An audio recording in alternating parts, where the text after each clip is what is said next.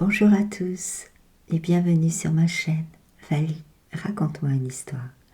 Nous allons commencer un nouveau livre de Jack London avec la première nouvelle, À la santé de l'homme sur la piste. Très belle écoute à tous. Allez, vas-y. T'es sûr, Kid, que ça va pas être un peu trop fort? Le whisky et l'alcool, c'est déjà du sérieux. Alors quand on attaque le brandy et la poivrade et... Allez, vas-y. Qui c'est qui fait ce punch de toute façon? Malmut Kid sourit gentiment derrière les volutes de vapeur.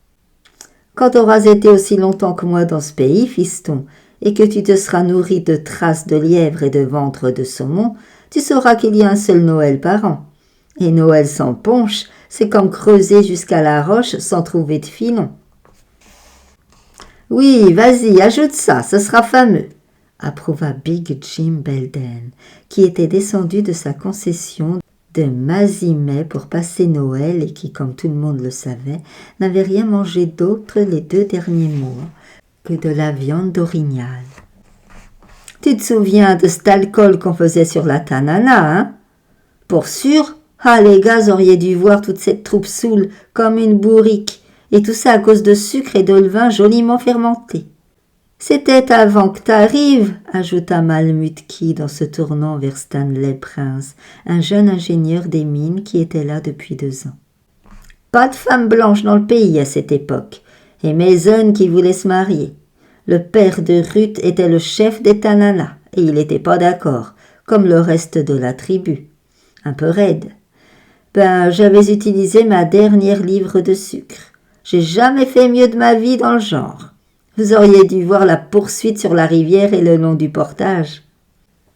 Et la squaw, demanda Louis Savoie, un grand Canadien français, captivé par le récit. Car il avait entendu parler de cette folle affaire lorsqu'il était à Forty Mile l'hiver d'avant. Alors Malmut Kid, qui était un conteur né, relata sans fioriture l'histoire du Lochinvar du Grand Nord. En écoutant son récit, plus d'un rude aventurier du Grand Nord sentit son cœur se serrer et monter en lui le vague désir de revoir les pâturages rayonnants du Sud, où la vie promettait de ne pas être qu'une stérile lutte contre le froid et la mort. On est arrivé au Yukon, juste après la première débâcle, conclut-il, et la tribu nous suivait seulement à un quart d'heure. Mais ça nous a sauvés, car la seconde débâcle a fait céder l'embâcle en amont et les a bloqués. Lorsqu'ils ont fini par arriver à Nuklukieto, tout le comptoir était prêt. Et pour ce qui est du mariage, demandez donc au père Roubaud, qui est avec nous. C'est lui qui a célébré la cérémonie. Le jésuite retira la pipe de sa bouche, mais ne put acquiescer que d'un sourire paternel, tandis que protestants et catholiques applaudissaient vigoureusement. « Sacré Dieu !» s'exclama Louis Savoie, qui semblait submergé par tant de romantisme. « La petite squaw, mon brave Mason, sacré Dieu !» À ce moment, tandis que les premiers gobelets de punch circulaient, Beatles, l'insatiable, se mit debout et lança sa chanson à boire favorite. Quel beau spectacle, Henry Ward Beecher et les gars de l'école du dimanche boivent tous du thé de sassafras. Mais voyez un peu si sous ce nom indu, ce n'est pas le jus du fruit défendu. Oh, le jus du fruit défendu, reprit le chœur bachique. Oh, le jus du fruit défendu, mais voyez un peu, si sous ce nom indu, ce n'est pas le jus du fruit défendu. La terrible décoction de Malmut Kid faisait son œuvre. Les hommes des campements et des pistes se relâchaient sous sa chaleureuse emprise, et les plaisanteries, les chansons et les récits d'aventures passées fusaient autour de la table. Étrangers venus d'une 12aine de pays, ils buvaient à la santé de tous et de chacun. C'est l'anglais du groupe, Prince, qui but en l'honneur de l'oncle Sam, enfant prodige du Nouveau Monde, et l'américain Beatles but à la santé de la reine, que Dieu la bénisse, tandis que Savoie et Meyers, le marchand allemand, trinquait à l'Alsace et à la Lorraine. Puis Malmut Kid, gobelet en main, se leva et regarda en direction de la fenêtre de papier gras, recouverte de près de 3 pouces de givre. « À la santé de l'homme qui parcourt la piste cette nuit. Puissent ses chiens rester vaillants, sa nourriture lui suffire et ses allumettes ne jamais faillir. » Clac, clac, ils entendirent la petite musique familière du fouet, le hurlement plaintif des malamutes et le crissement d'un traîneau qui s'arrêtait à côté de la cabane. La conversation languit tandis qu'ils attendaient d'en savoir plus. « Un gars d'expérience. Il s'occupe d'abord de ses chiens avant de songer à lui-même, » murmura Malmut Kid à Prince pendant qu'ils écoutaient le claquement des mâchoires et les grognements de hargne ou de douleur. Leurs oreilles exercées comprenaient que l'étranger repoussait leur chien de son fouet, tandis qu'il nourrissait les siens. Puis le coup attendu retentit à la porte, vif et assuré, et l'étranger entra. Ébloui par la lumière, il hésita un moment sur le seuil, donnant ainsi à tous la possibilité de l'examiner. C'était un personnage frappant et extrêmement pittoresque dans sa tenue de laine et de fourrure propre à l'Arctique. Haut de plus de 6 pieds, avec une largeur d'épaules et de poitrine à l'avenant, le visage bien rasé, teinté d'un rose vif par la morsure du gel. Ses longs cils et sourcils blancs de givre, et les rabats de sa casquette en peau de loup légèrement relevés. Il avait l'air en vérité de Jack Frost, tout juste sorti de la nuit. Bouclée autour de son paletot, en maquinot, une ceinture piquetée de perles soutenait 2 colts et un couteau de chasse, tandis qu'il portait en sus de l'inévitable fouet une Winchester de gros calibre, dernier cri. Lorsqu'il s'avança, ils purent voir, malgré la fermeté et la souplesse de son pas, à quel point la fatigue pesait sur lui. Un silence gêné s'était abattu, mais son chaleureux « Salut les gars !» les mit rapidement à l'aise, et l'instant d'après, Malmut Kid et lui se serraient la main. Quoiqu'ils ne se fussent jamais rencontrés, chacun avait entendu parler de l'autre, et la reconnaissance fut réciproque.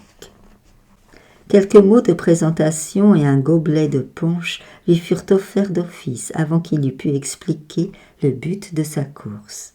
« Ça fait combien de temps qu'est passé ce traîneau à panier avec 3 hommes et 8 chiens ?» demanda-t-il. « Tout juste 2 jours. Tu veux les rattraper ?»« Oui, mon équipage. Ils ont filé sous mon nez, les salauds. Je l'aurais déjà repris 2 jours, je les rattraperai au prochain coup. »« J'imagine qu'ils ne se laisseront pas faire ?» demanda Belden de manière à entretenir la conversation, car Malmut Kid était déjà occupé à faire chauffer la cafetière et frire le lard et la viande d'orignal. L'étranger tapota ses revolvers en guise de réponse. « T'es parti quand de Dawson ?»« À midi. »« Hier, bien sûr. »« Non, aujourd'hui. » Un murmure d'étonnement fit le tour de l'assemblée.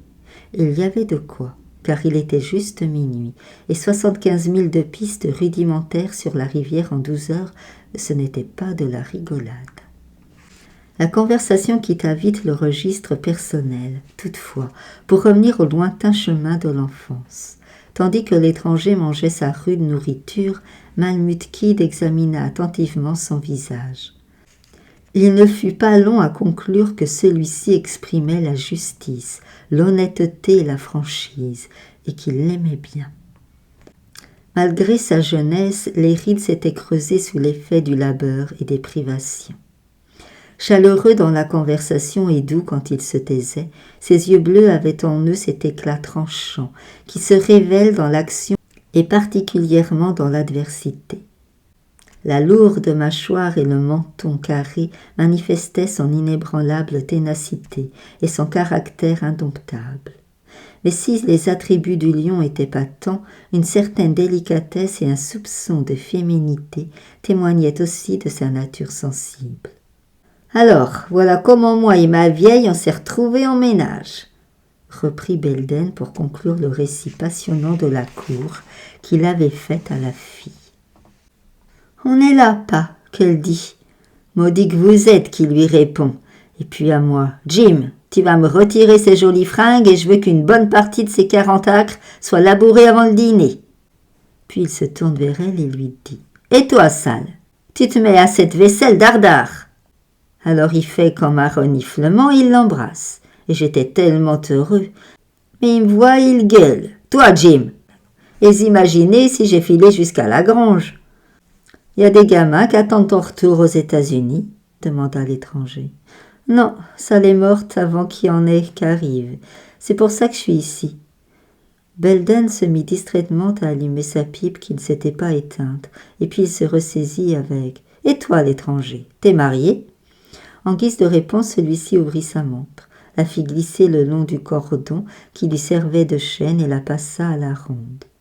Belden fit briller la lampe à graisse, observa attentivement l'intérieur du boîtier et poussa des jurons d'admiration, avant de la tendre à Louis Savoie. Avec de nombreux sacrédiés, celui-ci la donna finalement à Prince, dont ils notèrent que les mains se mirent à trembler et les yeux à s'attendrir. Et c'est ainsi que les mains calleuses repassèrent cette photographie collée sur un boîtier de montre, d'un genre qu'affectionne ce type d'homme, une femme tenant un enfant sur sa poitrine. Ceux qui n'avaient pas encore vu cette merveille étaient pleins de curiosité. Les autres sombraient dans un silence contemplatif. Ils étaient capables d'affronter les affres de la famine ou du scorbut ou même la brutalité ultime de la mort, mais la simple image d'une femme inconnue tenant son enfant les attendrissait au point de faire d'eux tous des femmes et des enfants. « Jamais vu le petit, c'est un garçon, elle m'a dit, et il a 2 ans, » ajouta l'étranger en récupérant son trésor.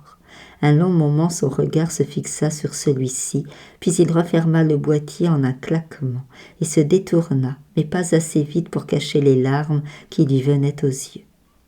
Malmut Kid le conduisit vers une couchette et l'invita à s'y allonger. « Réveille-moi à 4 heures sonnantes, surtout n'oublie pas, » dit-il avant de s'endormir d'épuisement. « Diantre, il est sacrément courageux, » fit remarquer Prince. 3 heures de sommeil après 75 000 avec les chiens, et puis reprendre la piste. Qui est-ce, Kid ? Jack Westendale. Ça fait 3 ans qu'il est par là avec la solide réputation de travailler comme une bête, et tout ce qu'on peut imaginer de malchance. Je ne l'avais jamais rencontré, mais Sitka Charlet m'en a parlé. Ça paraît cruel qu'un homme avec une jeune épouse aussi charmante en soi a passé sa vie dans ce trou sinistre où chaque année compte double. Son défaut, c'est d'être aussi tenace et entêté. Il a touché 2 fois le gros lot avec une concession, mais à chaque fois, il a tout perdu. À cet instant, la conversation fut interrompue par le vacarme de Bettles, car l'effet de surprise avait commencé à s'estomper. Alors toutes les dures années de labeur et de nourriture monotone disparurent dans le tumulte des réjouissances. Seul Malmut Kid semblait incapable de se laisser aller et jetait 1000 coups d'œil inquiets à sa montre. À un moment, il enfila ses mitaines et sa casquette en fourrure de castor, et sortant de la cabane, partirent fourrager dans la cache. Il ne put davantage attendre l'heure fixée, et réveilla son hôte un quart d'heure en avance. Le jeune géant était perclus de tous ses membres, et il fallut le frotter énergiquement pour le remettre sur pied. Sorti de la cabane en chancelant, il trouva ses chiens harnachés et déjà tout prêts pour le départ. La compagnie lui souhaita bonne chance et un rapide succès dans sa poursuite, tandis que le père Roubaud, sitôt qu'il l'eut béni à la hâte, se roua en premier vers l'intérieur de la cabane. Rien d'étonnant, car il ne fait pas bon affronter une température de -74 avec les oreilles et les mains nues. Malmut Kid accompagna l'homme jusqu'à la piste principale, et là lui serra la main chaleureusement en lui donnant ses recommandations. « Tu trouveras 100 livres d'œufs de saumon sur le traîneau, dit-il. Ça permettra aux chiens d'aller aussi loin qu'avec 150 livres de poisson. Tu trouveras pas une once de nourriture pour tes chiens à Pelly, comme tu l'espérais sans doute. » L'étranger tressaillit, et une étincelle traversa son regard, mais il ne le coupa point. « Tu ne trouveras aucune nourriture, que ce soit pour les chiens ou pour les hommes, avant 5 fingers, soit au moins 200 miles. Fais attention à l'eau libre sur le tronçon de Thirsty Mile et pense bien à prendre le grand raccourci au-dessus du lac Le Barge. »« Comment tu savais ? La nouvelle n'a pas pu me précéder. »« Je sais pas, et surtout je veux pas savoir. Mais le traîneau que tu poursuis n'a jamais été à toi. Sitka Charlet l'aura vendu au printemps dernier. Une fois, il m'a parlé de toi comme étant quelqu'un d'honnête, et je le crois. Et j'ai vu ta tête, et elle me revient bien. Et j'ai vu... Allez, bon sang, file donc vers l'eau salée, vers ta femme, et... Alors Kid retira ses moufles et balança son sac. Non, j'en ai pas besoin. Et les larmes gelèrent sur ses joues tandis qu'il étreignait convulsivement la main de Malmut Kid. Alors ne ménage pas les chiens, c'est partant dès qu'ils te lâchent, et achète-en d'autres, en te disant qu'à $10 par livre, ils ne sont pas chers. Tu pourras en trouver à Five Fingers, Little Salmon et sur Lutalinka. Et prends garde d'avoir les pieds mouillés, énonça-t-il en guise d'adieu. Continue à marcher jusqu'à -25, mais si ça descend en dessous, alors fais un feu et change de chaussettes. 15 minutes à peine s'étaient écoulées qu'un tintement de clochette annonçait de nouvelles arrivées. La porte s'ouvrit et un homme de la police, monté du territoire du Nord-Ouest, entra, suivi de 200 mêlés meneurs de chiens. Comme Westendal, ils étaient lourdement armés et paraissaient fort fatigués. Les 100 mêlés, habitués depuis leur plus jeune âge à la piste, supportaient aisément la fatigue, mais le jeune policier était exténué. Et pourtant l'inaltérable ténacité de sa race le poussait à se tenir au rythme qu'il s'était fixé, quitte à s'effondrer au milieu même des traces. « Quand Westendal est-il reparti ?» demanda-t-il. « Il s'est arrêté ici, n'est-ce pas ?» La question était superflue, car les traces parlaient d'elles-mêmes. Malmut Kid avait croisé le regard de Belden. Celui-ci, sentant le vent, répondit de manière évasive. « Il y a un certain temps. »« Allons, mon gars, parle » lui enjoignit le policier. « Vous avez l'air de vouloir le coincer. Il y a eu du grabuge sur la route de Dawson. Il a braqué Harry McFarland et lui a pris $40 000 qu'il a échangé au magasin de la compagnie PC contre un chèque à valoir sur Seattle et qui l'empêchera de l'encaisser si nous n'arrivons pas à le rattraper. Quand est-ce qu'il est parti d'ici ?» Tous les regards semblaient éteints, car Malmut Kid avait donné le la, et le jeune officier ne rencontra de tous côtés que des visages inexpressifs. S'avançant à grands pas vers Prince, il lui posa à nouveau la question. Même si cela lui coûtait, celui-ci, regardant droit dans les yeux de son compatriote à l'air franc et honnête, tint en guise de réponse quelques vagues propos sur l'état de la piste. Il dévisagea alors le père Roubaud, qui ne pouvait mentir. « Il y a un quart d'heure, répondit le prêtre, mais lui et ses chiens ont pris 4 heures de repos avant de repartir. 15 minutes de vent et tout frais, mon Dieu !» Le pauvre homme recula en chancelant, près de s'évanouir de fatigue et de découragement, en marmonnant quelque chose sur toutes ces heures de poursuite depuis Dawson et l'épuisement des chiens. Malmut Kid lui fit avaler un gobelet de punch. Ensuite, le policier se dirigea vers la porte en ordonnant au meneur de chiens de le suivre. Mais la chaleur et la perspective du repos étaient trop tentantes. Ils protestèrent vigoureusement. Kid comprenait leur patois du Canada français et suivit leur conversation d'un air anxieux. Il jurait que les chiens n'en pouvaient plus et qu'il faudrait abattre Chiwash et Babette avant même d'avoir parcouru le premier mile, alors que les autres chiens étaient aussi mal en point et qu'il valait mieux pour tout le monde se reprendre un moment. « Vous me prêteriez 5 chiens ?» demanda l'officier en se tournant vers Malmut Kid. Kid hocha la tête en signe de refus. « Je vous signerai un chèque à valoir sur le capitaine Constantine pour $5 000. Voici mes papiers. J'ai l'autorisation d'émettre des chèques à ma discrétion. » Il essuya le même refus silencieux. « Alors j'ordonne leur réquisition au nom de la reine. » Avec un sourire incrédule, Kid jeta un œil en direction de son arsenal bien garni. Et l'Anglais, prenant conscience de son impuissance, se dirigea vers la porte. Mais comme les meneurs de chiens continuaient de protester, il les accabla de jurons, les qualifiant de femmelettes et de dégonflés. Le visage hâlé du plus âgé des sans-mêlés s'empourpra de colère, tandis qu'il se relevait et jurait crûment qu'il ferait marcher son chef jusqu'à lui scier les jambes et serait alors ravi de le laisser planter là dans la neige.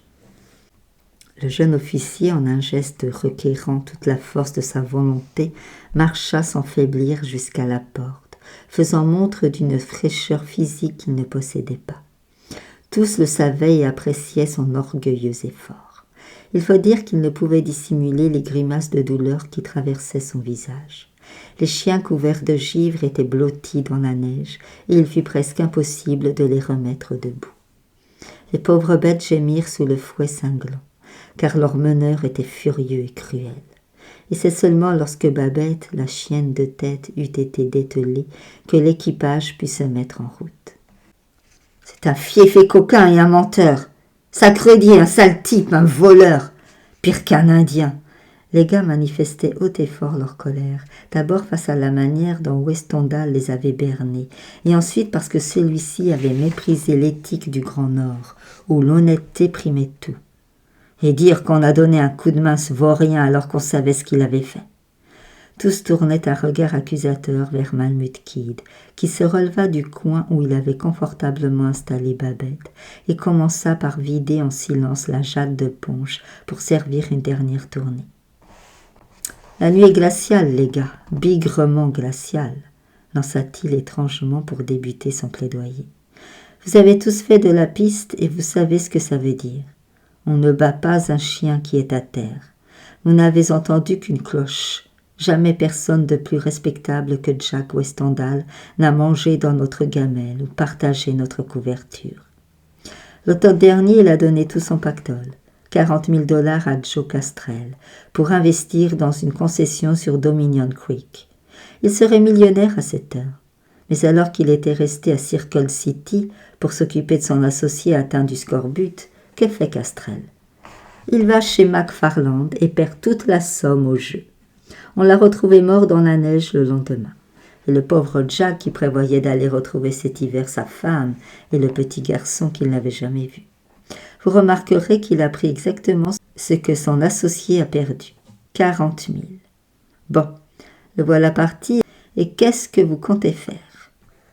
Kid regarda autour de lui le cercle de ses juges, observa que leur visage s'était adouci, puis leva son gobelet. Alors, à la santé de l'homme qui parcourt la piste cette nuit, puissent ses chiens rester vaillants, sa nourriture lui suffire et ses allumettes ne jamais faillir. Que Dieu lui vienne en aide, que la chance l'accompagne et que le diable emporte la police montée, lança Bethel, tandis que les gobelets vides claquaient sur la table. Merci beaucoup pour votre écoute. À bientôt.